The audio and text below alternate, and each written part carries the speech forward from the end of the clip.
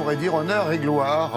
Honneur sans mauvais jeu de mots, voilà, petite musique écossaise pour accueillir Marie, Olivia et Sarah qui vont vous faire passer un super bon quart d'heure. En général, on dit un seul quart d'heure, mais là, c'est le dernier quart d'heure de votre télématin de ce mardi matin et ça va être sympa. Ouais.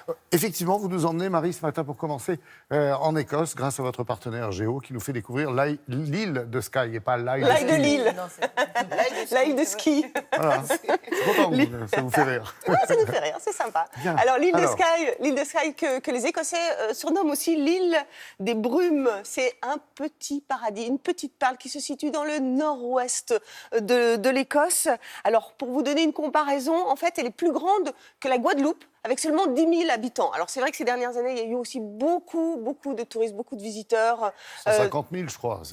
650 000 visiteurs par an, exactement. Alors, c'est un tourisme qui a explosé, d'une part, évidemment, parce que c'est un lieu magique, bien évidemment, mais aussi parce qu'en fait, les paysages qui sont absolument magnifiques ont servi, en tout cas, de décor pour les téléfilms, pour les séries, pour les films à succès comme Harry Potter. Alors, c'est une île aussi qui est réputée comme étant la plus bluffante d'Écosse. Pourquoi ? Parce que c'est verdoyant, parce que c'est un endroit isolé, que c'est unique au monde. C'est vraiment l'Écosse comme on se l'imagine, c'est absolument sublime. Et puis c'est aussi la destination idéale pour les randonneurs, parce que la meilleure façon évidemment d'explorer cette île, eh bien c'est quoi ? À pied. Et voilà. Pédibus, comme Jean Bis.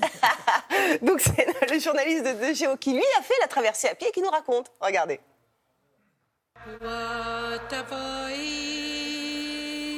On l'appelle l'île nuageuse, l'île brumeuse ou encore l'île ailée. Elle est la plus grande île des Hébrides intérieures et l'une des plus mystérieuses. Avec ses reliefs spectaculaires, ses lochs secrets et ses étendues de landes désertes, c'est l'île de Skye. C'est une île qui est célèbre parce que c'est un concentré, c'est un condensé des Highlands, de ce qu'il y a de plus beau. Donc c'est des montagnes assez basses, mais quand même des montagnes. C'est des bras de mer à n'en plus finir, où on se perd un peu, on ne sait plus trop si c'est un bras de mer, une rivière, etc. C'est aussi la culture, donc avec le whisky, la pêche, la petite agriculture, ce qu'on appelle le crofting, et où il y a un sentier notamment qui fait toute l'île du nord au sud, 130 km à peu près. Et donc l'idée, l'envie, c'était de suivre ce sentier, de découvrir cette île de Skye par ce biais-là. Il y a 10 000 habitants environ sur l'île de Skye. Il faut savoir que globalement, les Highlands, c'est très peu dense. Ça fait partie des zones les moins denses d'Europe. Donc globalement, c'est assez vide. C'est une île qui a perdu des habitants pendant très longtemps, je crois du 19e siècle jusqu'à quasiment à la fin du 20e ou les années 80.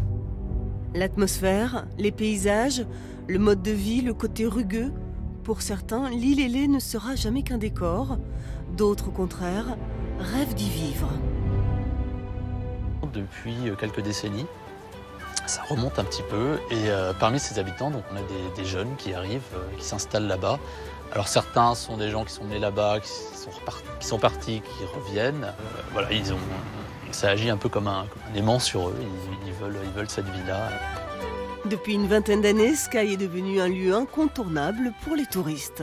Traditionnellement, l'Écosse, c'est la ville de Fort William, qui est au pied du Ben Nevis, qui est le sommet des îles britanniques. Et c'est cette ville-là, traditionnellement, qui est la capitale outdoor, un peu. Capitale des sports de plein air. Skye, il se pose un peu en challenger, en concurrent, parce qu'ils ont beaucoup d'arguments, effectivement, pour la randonnée. Ils attirent énormément de grimpeurs aussi, parce qu'il y a de l'escalade.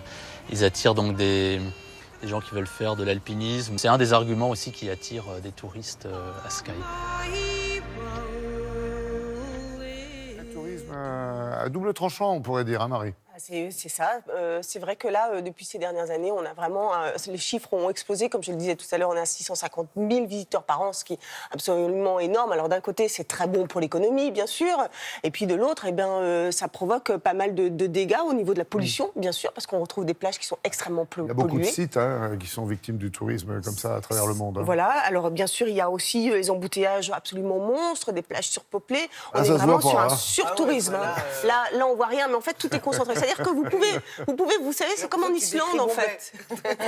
C'est comme en Islande, vous allez pouvoir vous balader pendant des heures sans voir une seule personne, avoir l'impression d'être seul au monde, et puis d'un coup se retrouver à un endroit où tout le monde se concentre parce que c'est très joli, parce qu'il y a qu'une un route site. qui fait le tour. Alors, aussi, C'est sûr aussi. Et là, c'est vrai qu'il y a plusieurs sentiers, plusieurs possibilités de faire la randonnée. Alors, tout ça pour vous dire aussi que c'est aujourd'hui un des sites les plus menacés au monde. Il fait partie des 30 sites les plus menacés. Donc, on va vous donner juste quelques conseils. Y aller hors saison, ça serait vraiment bien. Ne choisissez pas que cette île, parce qu'il y en a tellement, beaucoup d'autres. Il y a Oban. Il y en a d'autres qui sont aussi belles. Et puis, il y a vraiment un truc super important, c'est préservez-la. Soyez respectueux de la nature, de l'environnement. Faites attention, prenez soin de cette île qui est juste sublime. C'est les mots-clés pour si vous avez envie que cette île continue et perdure, continue à être aussi belle. On est bien d'accord, parce que là... Il y a des guides, hein, vous le savez maintenant aussi, qui donnent les bons conseils pour visiter en toute sérénité et surtout en protégeant la nature. Bien sûr. Merci beaucoup, Merci, Marie.